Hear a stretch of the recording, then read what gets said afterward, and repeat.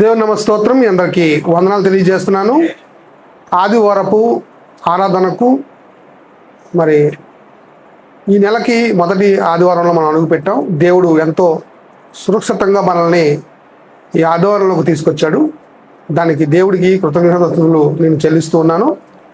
మరి ఈరోజు నా అంశం ఏంటంటే, దేవుడిచ్చిన వాగ్దానము ఆయన ఏ విధంగా నెరవేరుస్తాడు.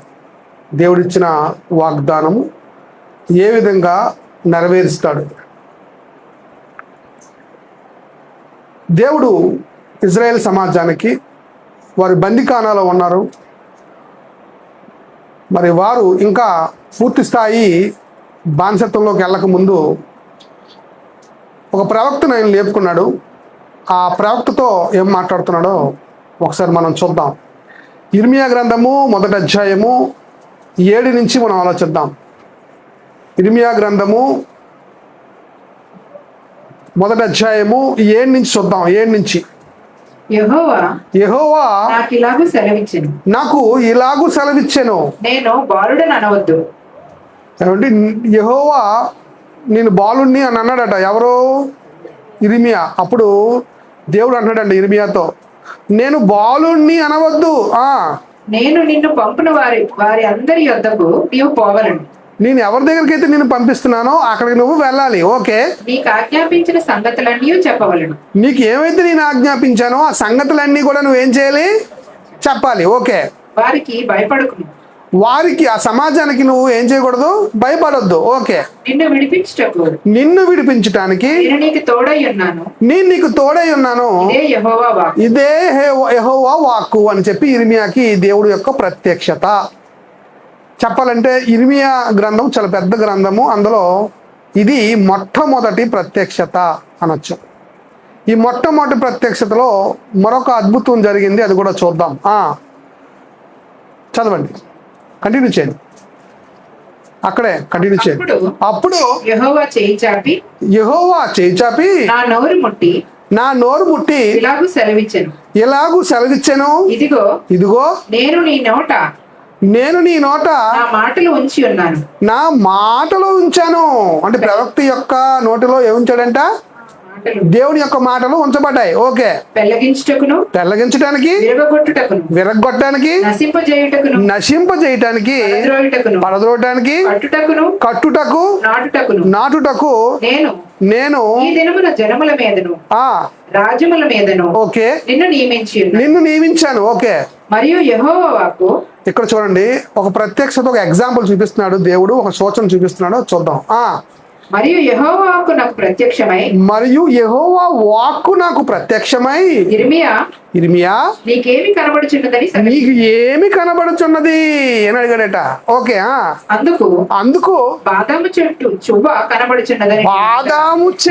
చువ్వ నాకు ఏం చేస్తుంది? కనబడుతుంది. బాదాము చెట్టు చువ్వ నాకు కనబడుతుంది అని అన్నాడంట. ఎవరు? ఇర్మియా. ఓకే, యెహోవా నీవు బాగుగా కనిపెట్టితివి. నువ్వు బాగా కనిపెట్టావు. ఏడు ఒక చువ్వ కనబడితే బాగా కనిపెట్టావా? ఆ బాదాం చెట్టు చువ్వలో ఏదో ఉంది రహస్యం, సీక్రెట్. ఏమండి? ఆ సీక్రెట్ ఈరోజు మనం తెలుసుకోవాలి. ఆ సీక్రెట్ని ఈరోజు మనం చూద్దాం. బాదాము చెట్టు యొక్క చువ్వ ఎవరు చూస్తున్నారట? ఇర్మియా గారు చూస్తున్నారు. ఓకే, నేను చెప్పిన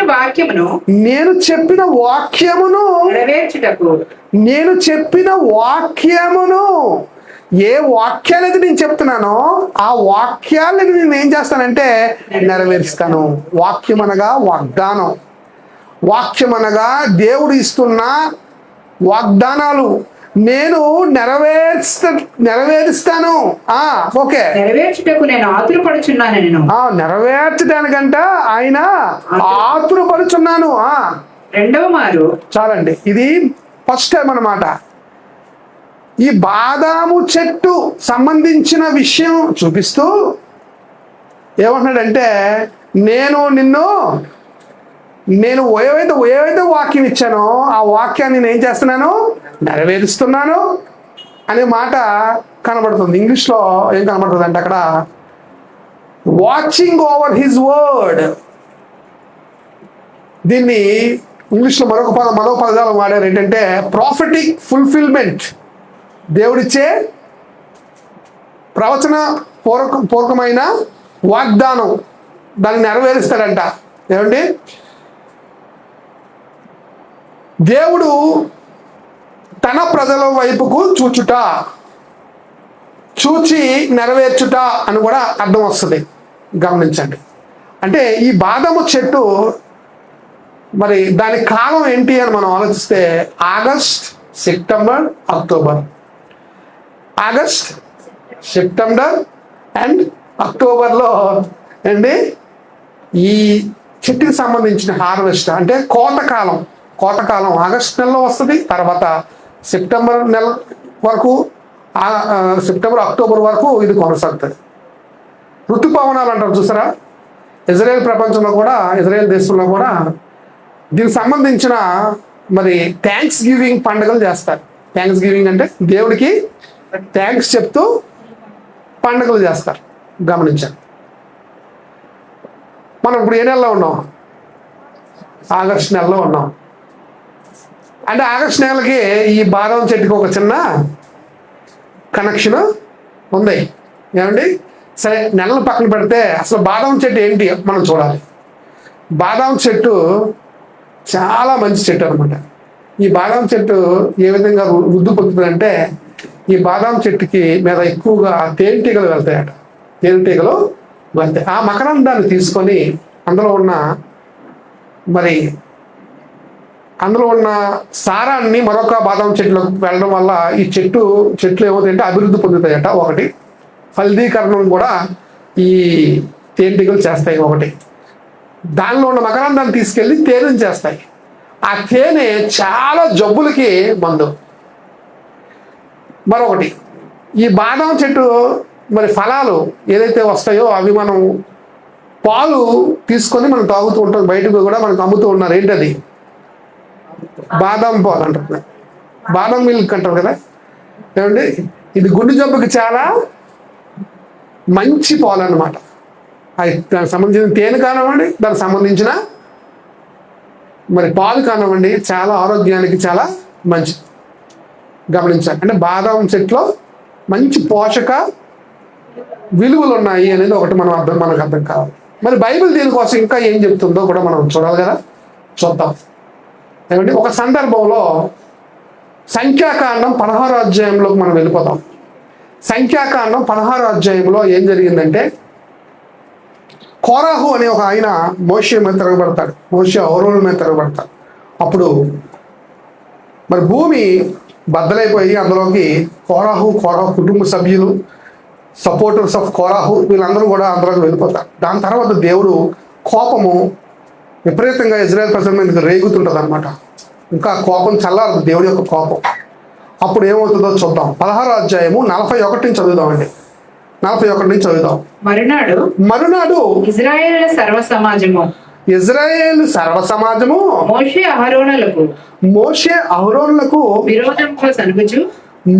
అహరోనులకు విరోధముగా సొనుగుచు మీరు యెహోవా ప్రజలను చంపిద్రని చెప్పి, మీరు యెహోవా ప్రజలను ఏం చేశారంటే మీ వల్ల యెహోవా ప్రజలు చనిపోయారు ఓకే అని చెప్పి సమాజము మోషే అహరోనులకు విరోధముగా కూడెను.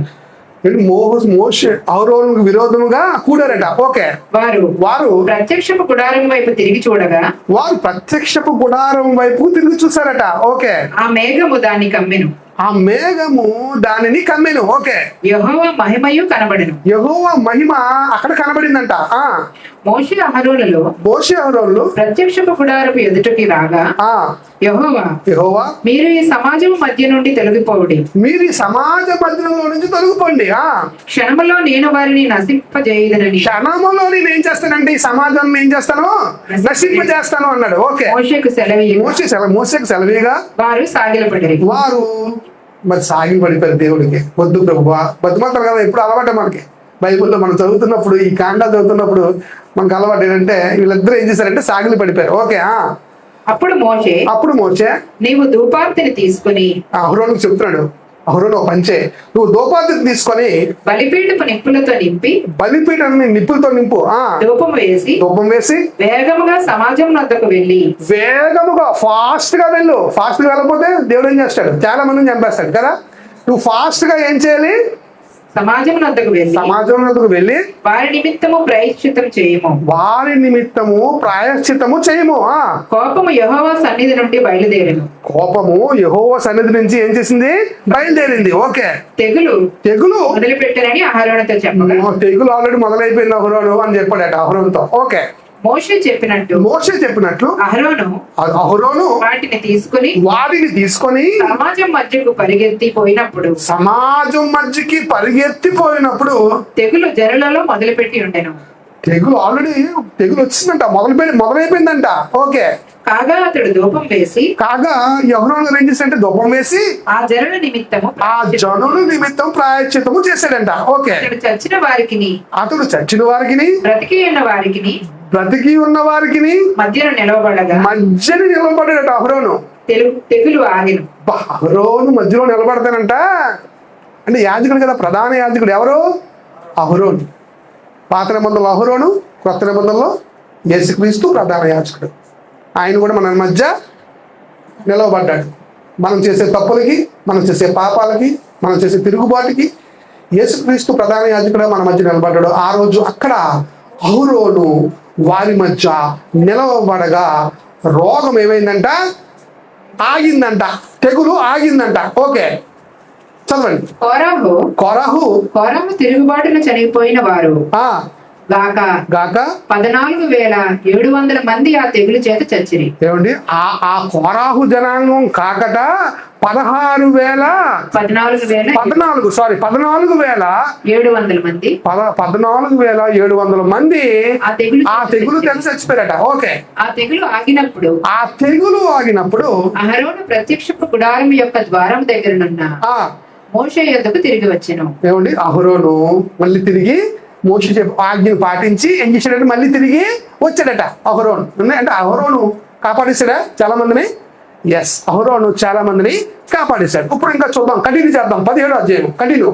యెహోవా మోషేకి ఇలాగూ సెలవిచ్చెను. యెహోవా మోషేకు సెలవిచ్చాడు, నీవు ఇజ్రాయేలుతో మాట్లాడు, వారి యొద్ద ఒక్కొక్క పితరుల యొక్క కుటుంబమునకు ఒక్కొక్క కర్ర తీసుకురా. అనగా చూడండి, అంటే ఒక్కొక్క కుటుంబానికి ఒక్కొక్క కర్ర తీసుకురా అని చెప్పాడు. ఓకే. అనగా వారి ప్రధానులందరి యొద్ద వారి పితరుల కుటుంబముల చొప్పున 12 కర్రలను తీసుకుని 12 కర్రలు తీసుకురావాలి. నువ్వు ఎన్ని కర్రలు? 12 కర్రలు తీసుకురా అన్నాడు. ఓకే.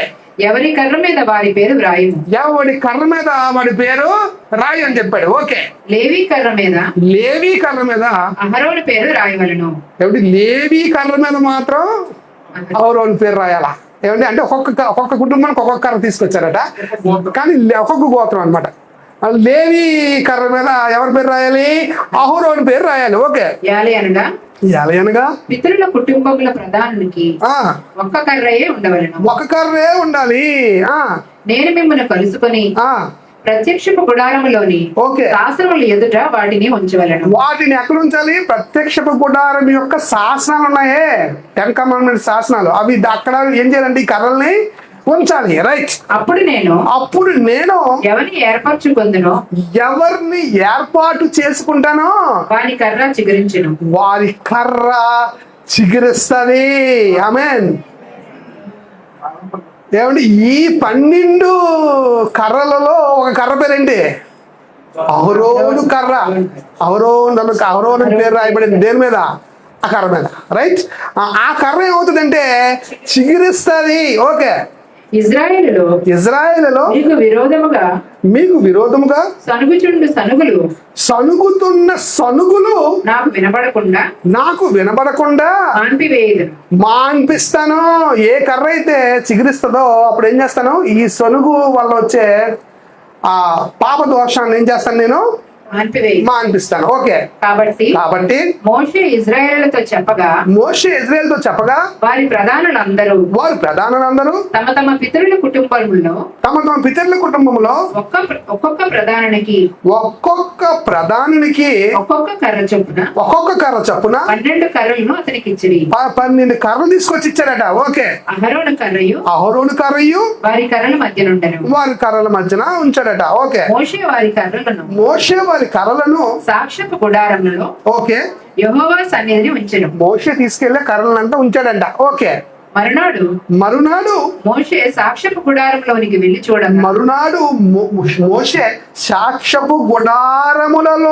వెళ్ళి చూడగా లేవి కుటుంబముదైన అహరోను చేతికర్ర లేవి కుటుంబములదైన అహరోను కర్ర చిగిర్చి ఉండెను. Catch the point. ఏ కర్ర చిగిర్చిందంట? అహరోను కర్ర చిగిర్చిందంట. ఏమండి? అది చిగిర్చి పువ్వులు పూసి బాదాము పండ్లు గలదాయను. ఆమేన్. ప్రపంచంలో ఏ కర్రని ఇలా పోస్తుందంటారా? దీని భావం చూద్దాం. శిక్ష లోకానికి వస్తుంది. ఆ శిక్ష పోవటానికి అక్కడ సందర్భంలో దేవుడు అహరోను కర్రకి చికిర్చే గుణాన్ని ఇచ్చాడు. యాక్చువల్లీ మీరు మొక్కలు పెంచుతున్నప్పుడు మొక్కలు ఎక్కువగా డెవలప్ అవ్వాలని రోమన్ ఏం చేస్తాం? కట్ చేసి మామూలుగా బయట పెట్టాం అనుకో, ఏమవుతుంది? శుభ్రంగా ఎండిపోయి చచ్చిపోద్ది. ఏది? ఆ మొక్కను తీసుకెళ్ళి ఆ కట్ చేసిన భాగాన్ని తీసుకెళ్ళి మట్టిలో మనం పెట్టామనుకోండి, ఏమండి? అప్పుడు మట్టిలో ఉన్న జీవము దానికి ప్రాణాన్ని ఇచ్చి మళ్ళీ అది కూడా అక్కడ మళ్ళీ మొక్కగా మారుతుంది. కానీ ఈ కర్రకి మట్టిలో కప్పట్లేదు. అంటే కర్రకి ఏం లేదు, బేస్ లేదు. ఏం లేదు? బేస్ ఉందా కర్రకి? బేస్ లేదు. ఏమండి? పునాది లేకుండానే, బేస్ లేకుండానే అది చిగిర్చింది. అంటే ఇది ఒక అద్భుతం అని మనం భావించాలి. అది చిగిర్చడమే కాకుండా, పువ్వులు కాయడమే కాకుండా, బాదాము పళ్ళును కూడా అది ఇచ్చిందంట.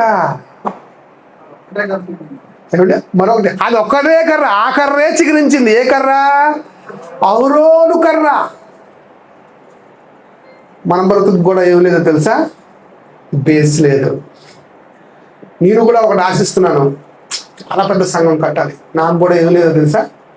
నా వరకు బేస్ లేదు, ఆధారం లేదు. చాలాసార్లు మన విశ్వాసానికి ఏం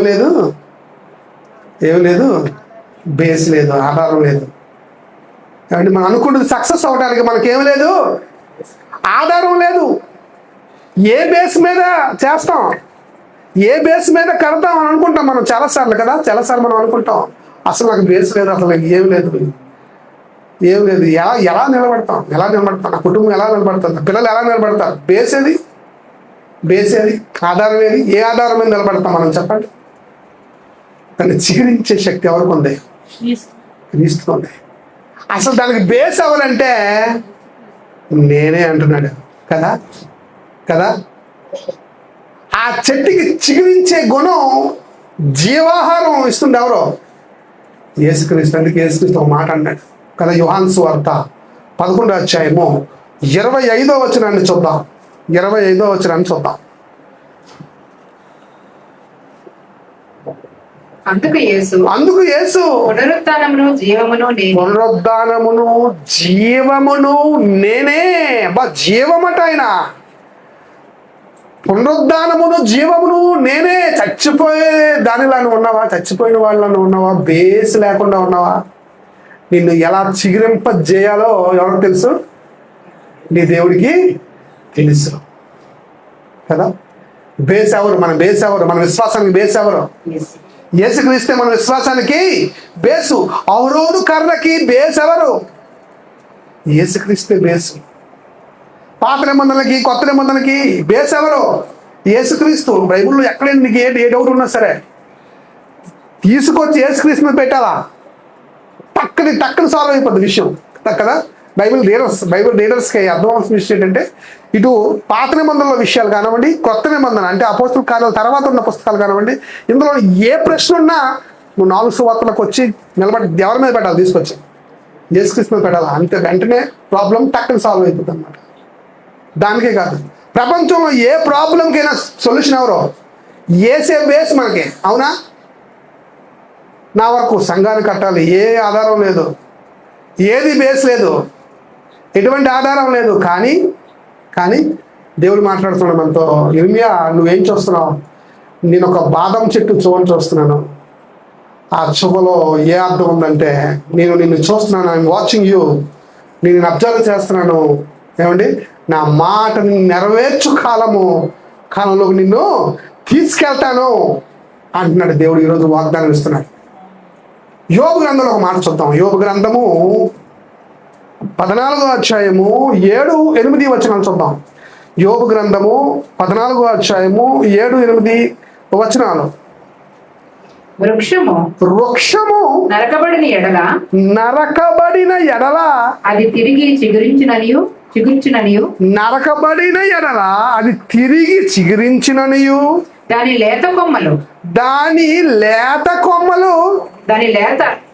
కొమ్మలు వేయననియు నమ్మకము కలదు. దాని లేత కొమ్మలు వెయ్యనని నమ్మకము కలదు. దాని వేరు భూమిలో పాతదైపోయినను దాని అడుగు మొద్దు మట్టిలో చీకిపోయినను నీటి వాసన మాత్రము చేత అది చిగుర్చును.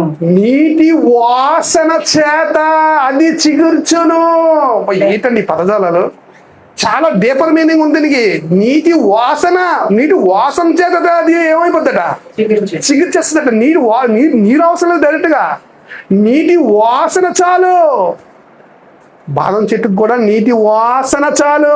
చెక్ చేసుకోండి నెట్లో. బాదం చెట్టు కోసం చూస్తుంటే నాకు ఒక్క రీసెర్చ్ చేస్తుంటే లోపలికి దూరుతుంటే, ఏమండి, తనకు పూర్తిగా నీరు పెట్టక్కర్లేదు, ఆటోమేటిక్గా నీటి వాసన చేత అది ఏమవుతుంది? చిగుర్చేస్తుందట. నీటి వాసన చేత అది చిగుర్చును. లేత మొక్క వలె అది కొమ్మలు వేయును. అయితే నరులు చాలండి. అది కొమ్మ ఎలా అంటే ఒక చెట్టు ఎలా పెరుగుతుంది, ఎలా అది చిగురిస్తుందో ఇక్కడ దేవుడు చెప్తున్నాడు. నిన్ను కూడా అలా చిగురింపజేయగలడు ఆయన. వాసన చేత చిగురింపజేస్తాడా? అవునా? దాని వేరు ఏంటో యెషయా గ్రంథం 11వ అధ్యాయము 1వ వచనంలో రాయబడింది. చూద్దాం. కంపేర్ చేసి చూద్దాం. యెషయా గ్రంథం 11వ అధ్యాయం. యెషయి మొద్దు నుండి చిగురు పుట్టెను చిగురించిన అహరోను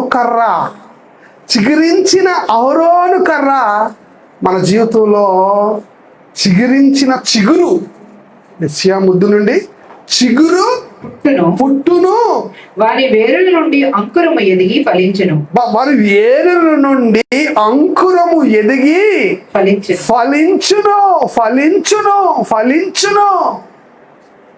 ఫలిస్తుందట.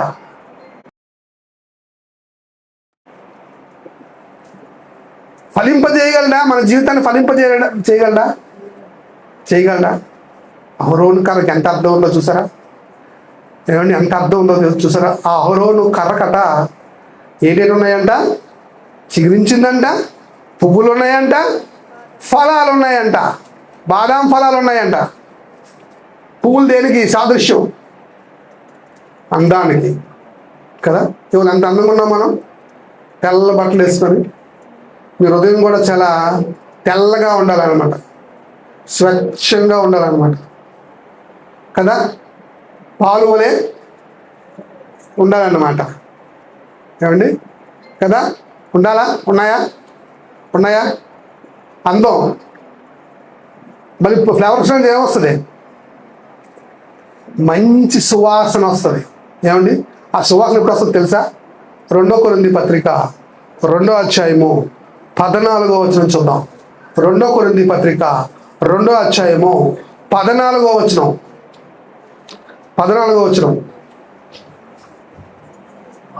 మా ద్వారా ప్రతి స్థలమందును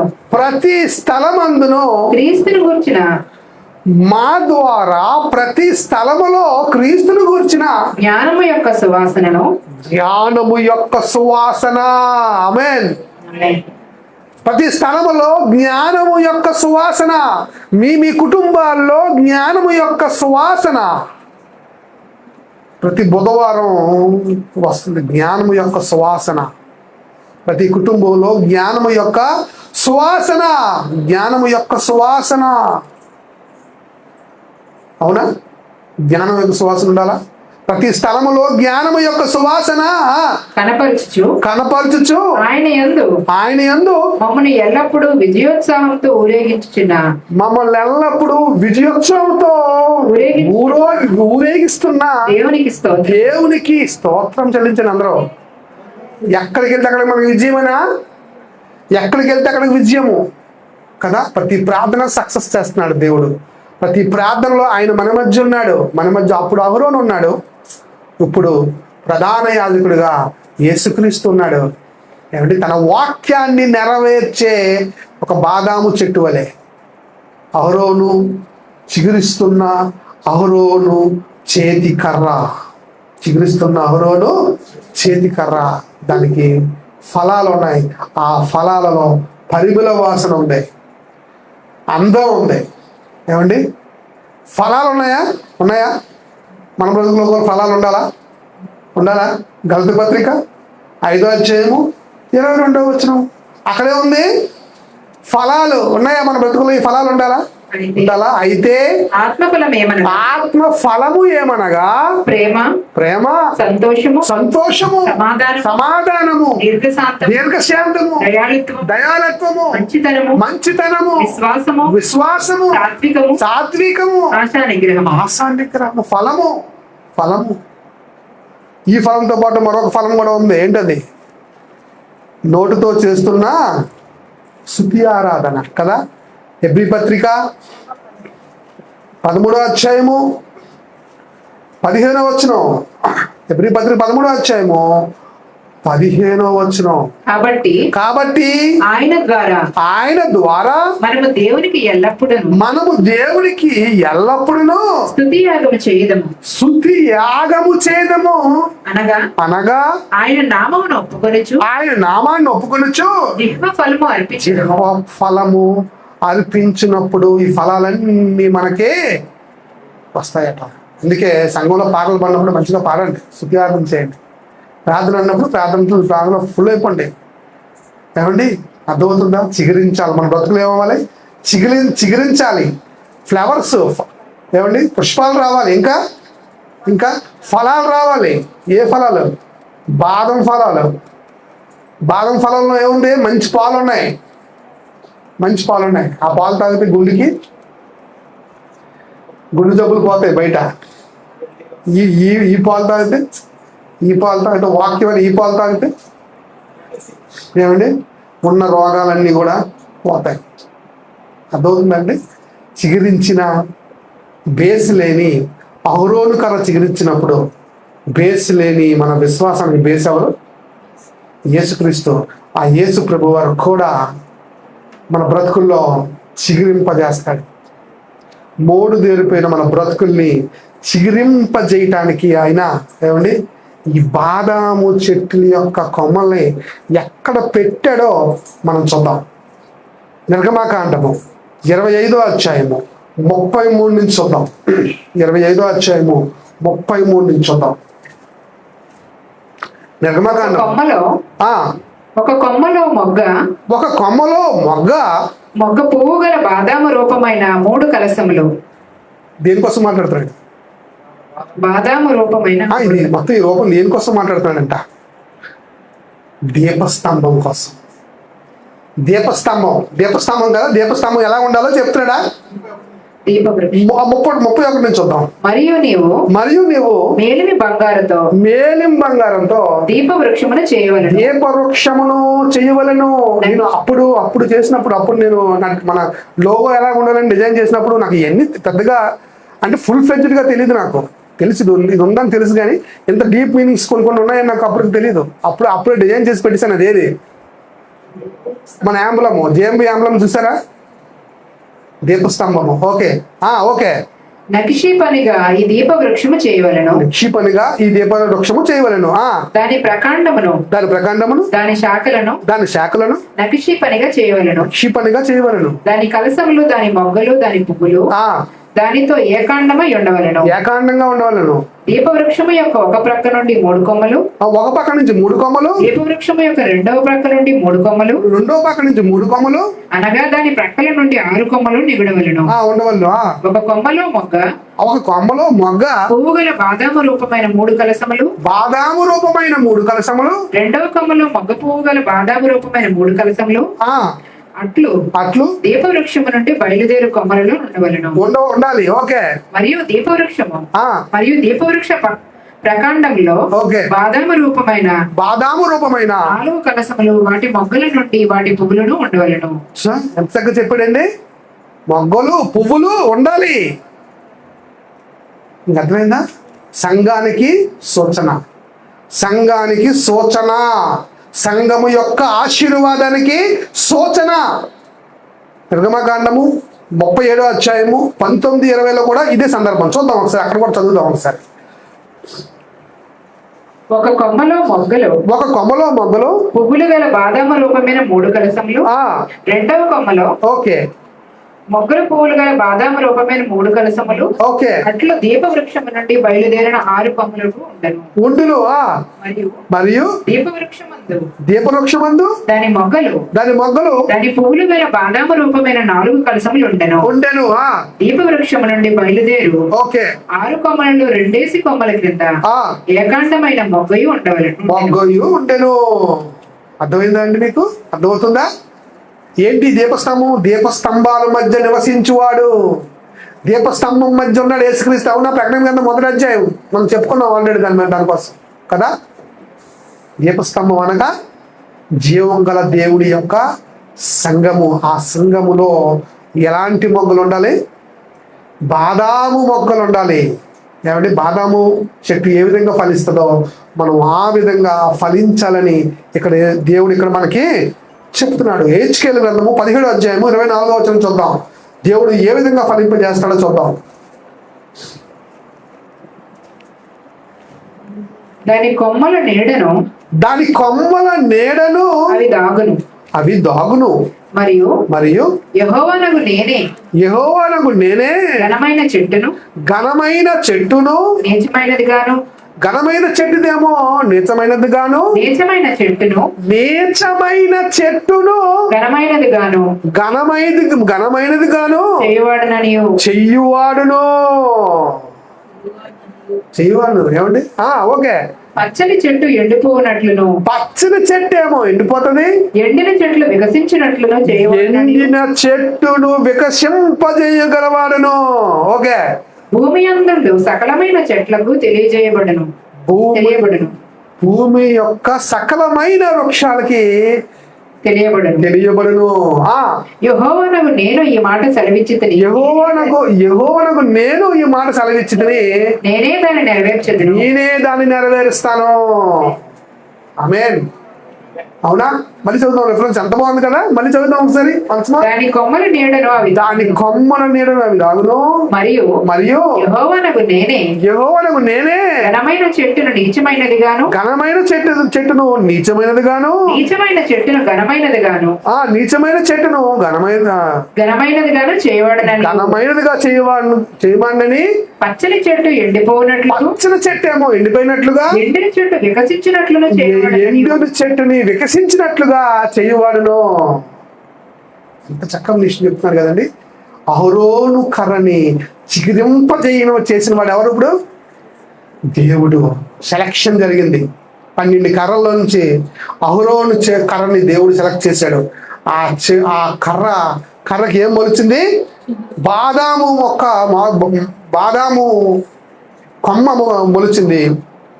దానికి పువ్వులు మొలిచాయి, తర్వాత దానికి కాయలు వచ్చాయి, ఫలాలు వచ్చాయి. ఏమంటే మనం కూడా అదే విధంగా మనం అన్ని బేస్లెస్ కదండి. చేతుల్లో ఏమీ లేవు, ఖాళీ చేతులు కదా. దేవుని అడుగుతుంటాను, ప్రభా ఏంటి ఎలా చేస్తాను? సతీష్ మంచి పాట పాడాడు, ఏంటది? ఏమైనా చెయ్యగలవు. కథ మొత్తం, కథ అంతా ఏం చేయగలరు? కథ మొత్తం మార్చేస్తాడట. నువ్వు అనుకుంది ఒకటి అవుతుంది. కాబట్టి నీ చెయ్యి ఖాళీగా ఉన్నాయి, ఏమి అంత బేస్లెస్. కానీ దేవుడు బేస్లెస్ కూడా ఏం చేయగలడు? చిగురింప చేయగలడు కదా. ఆ కర్రను ఎక్కడ తీసుకొచ్చి పెట్టారు తెలుసా? హెబ్రీ పత్రిక 9వ అధ్యాయము 4వ వచనాన్ని చెప్పుకొని మనం ముగించుకున్నాం. హెబ్రీ పత్రిక 9వ అధ్యాయము 4వ వచనం. అందులో సువర్ణ ధూపార్తియు అంతటిను బంగారు రేకులతో తాపబడిన నిబంధన మందసమును ఉండెను. నిబంధన మందసము ఉంది. ఆ మందసములో మన్నాగల బంగారు పాత్రయు చిగురించిన అహరోను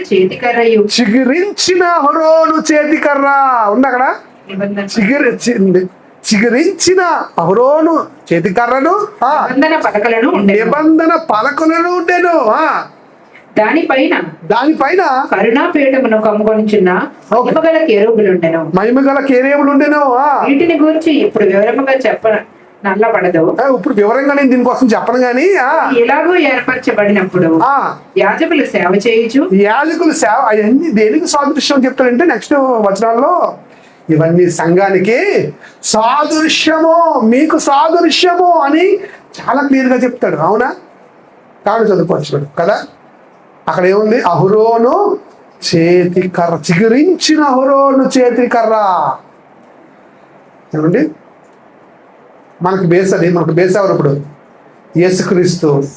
మనం కూడా ఒక బాదాం చెట్ల, మనం కూడా ఎదగాలి కదా. ఎదగాల, చిగురించాలా, ఫలాలు రావాలా, పువ్వుల్లాగా అందంగా ఉండాలా, పువ్వుల్లాగా వికసించాలా, పరిమళ వాసనగా రావాలా, విజయోత్సాహంతో మనల్ని ఆయన ఊరేగిస్తాడట. ఎస్, మీరు ఎక్కడికి వెళ్తే అక్కడ క్రీస్తు యొక్క సువాసన మనతో ఉంటుంది. ఈరోజు కూడా క్రీస్తు యొక్క సువాసన మన మధ్య ఉంది. ఆ రోజు అహరోను తెగులు వచ్చినప్పుడు మధ్యలో నిలబడ్డాడు. ఈరోజు ప్రధాన యాజకుడిగా యేసు ప్రభువు మన మధ్య నిలవబడి ఏమండి అట్టి సువాసనలు మనకి ఇస్తున్నాడు, ఫలాలు ఇస్తున్నాడు. ఆ ఫలాలలో ఎన్నో ఆరోగ్యకరమైన గుణగణాలు ఉన్నాయి. ఏమండి? బయట బాదం పాలు తాగితే గుండె జబ్బు పోతుందని డాక్టర్స్ చెప్తున్నారు. మరి దేవుడిచ్చు వాక్యం అనే పాలు తాగితే, ఆయన వాగ్దానం, మనం వాగ్దానానికి వద్దాం కదా. అవును, ఆయన వాగ్దానం అంట, వాక్యం అనే వాగ్దానం. నేను ఆ వాక్యాన్ని ఏం చేస్తాను? నెరవేరుస్తాను అంటున్నాడు. మన పాఠంలోకి వచ్చాం. ఏంటి? నెరవేరుస్తాడా?